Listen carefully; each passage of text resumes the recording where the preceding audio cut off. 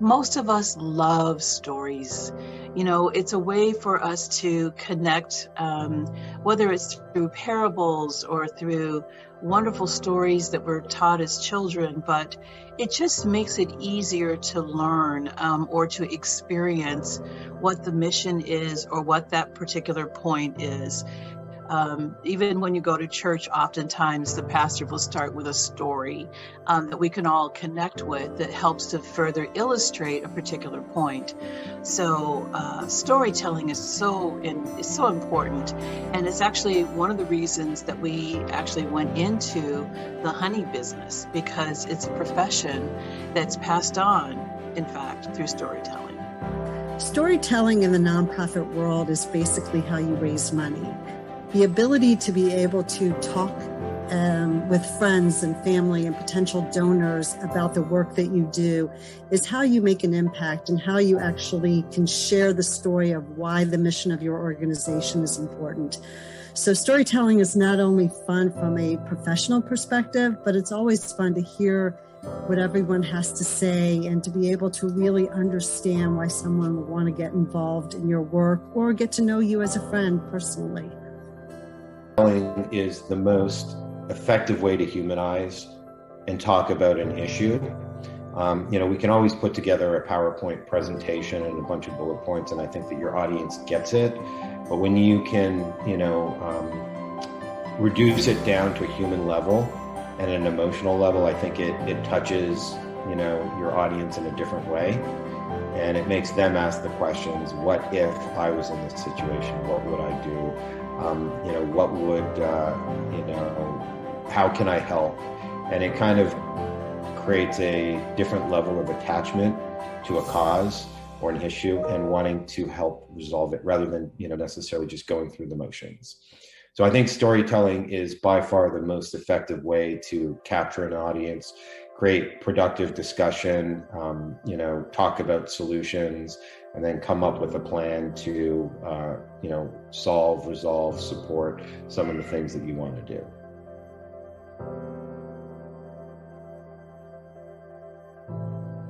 Is really just being authentic and telling our own story, telling the stories of the individuals that we serve. I think it's not much more to it. You don't have to add any fluff. You have to just be authentic. And I think the stories move you just as they are because it's real life.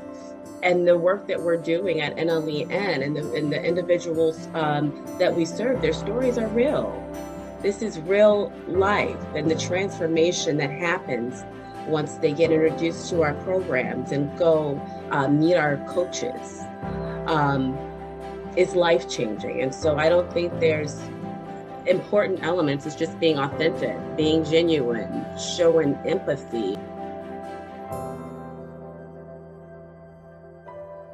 I'm really motivated by working in a field that really speaks to me, something that I'm passionate about, something that I can wake up every morning and feel like I am making an impact and a difference, and showing great examples to my two daughters who also care about doing social justice work and giving back to the community. I feel like this is the best message I can give them, and that truly motivates me every day to get up and do the work of the work. It's really something within, particularly here at North Lawndale Employment Network and our mission to improve the quality of life. So connects with my own personal mission. So there's something within me and this organization that just connects, and it's just natural. I am so committed to doing my part in ending poverty, or doing what I can to help end poverty, to help provide better lives for people who need it most, to close the gaps, to close the digital divide, to close the achievement gap, to close the opportunity gap, to really create access for, again, those who've been far too often left behind. And so I'm empowered to just change lives and make life a little bit better for those who come behind me.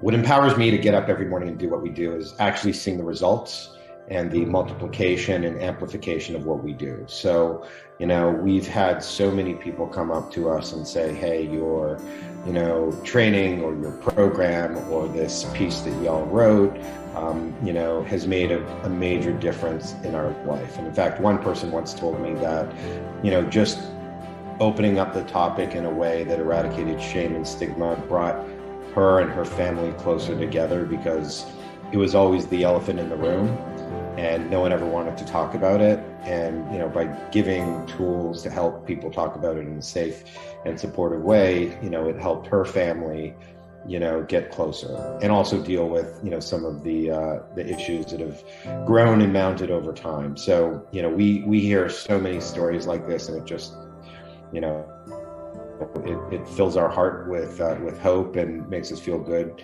that the work that we do is meaningful and making an impact. Everything from growing up with a mother and sisters and a grandmother that eventually taught me to have a voice, and that what we do and who we are matters, to really working in an organization with a very clear mission, that you have the privilege after 20 years of doing this work to begin to see the real impact of the work, the long-term transformations that happen in people's lives as a result of connecting with a job when they didn't feel they could, or even generationally to see parents who have children now that have chosen a different pathway because they had a different future. And so I think all of that is very empowering. But when you know that you're doing work that is not just a work, but really almost a calling, you can't help but be excited about being empowered to know that you're making a difference in people's lives.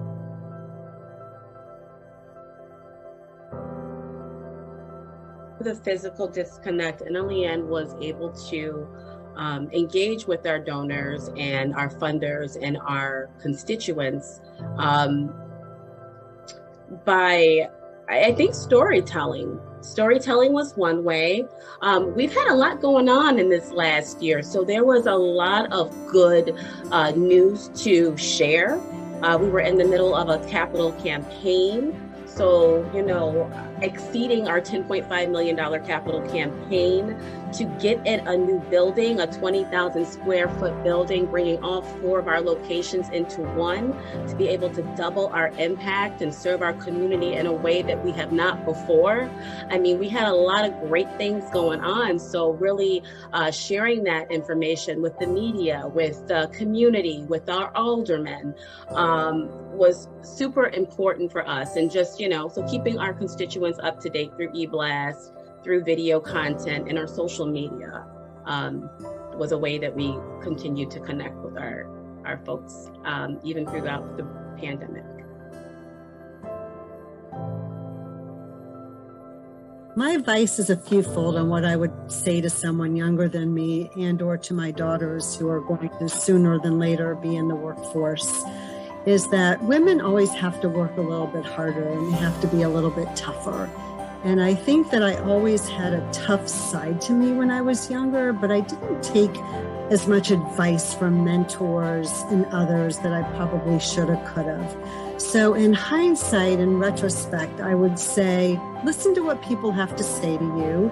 Try very hard to implement and execute those things that they share with you, but always make sure that you speak to yourself and you're comfortable with what your own decision is. To find something that puts fire in my belly, something that's got meaning and purpose. And, when I go to school and, I get my training, understand what the end goal is and, work towards it, and also realize that life is full of, zigs and zags, and sometimes you take a step back to move too forward, but never stop climbing that mountain, because one day you're going to overcome it. And, just be passionate, learn, don't give up, network, and, do something that has meaning and purpose to you, because I think when you do that, you'll be much happier in life. I do think in this nonprofit sector and in philanthropy in general, there's not a lot of people that do look like me in the field. And so it really is being intentional about seeking out individuals who are already doing it and asking for a helping hand, because I do know that there are people out there who want to help, but we need to increase the pipeline of Black and Brown people in philanthropy. And there's so much opportunity to do that. And I think when you do that, you really get it it brings that inclusiveness into the field that we so greatly need. So many times in philanthropy, the people who are making the decisions aren't the people who are receiving the services or who need the services most. And so when you get down and engage individuals who are on the ground level and who really relate to the people who we serve and understand them in a way that, you have to have that proximity, right? Proximity to the situations and to the challenges. And I think it gives you a whole new perspective when you're able to engage diverse people.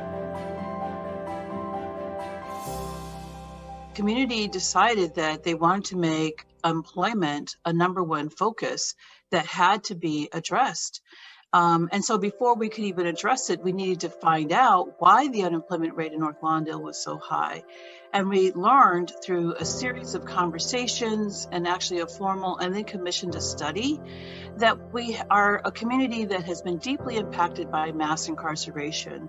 So it isn't that individuals in this community didn't want to work. What we learned is that people in fact wanted to work but couldn't work because of the stigma associated with having a criminal record. 57% of the adults in North Lawndale have had some involvement in the criminal justice system. And as a result, we knew that if we were going to offer employment, job readiness services, and pathways to advancement, that we had to be inclusive of that particular population as well. So the North Lawndale Employment Network was established to address the many and unfortunate challenges that this community faces around connecting to work. And the reason I took on this role is about 3 years ago.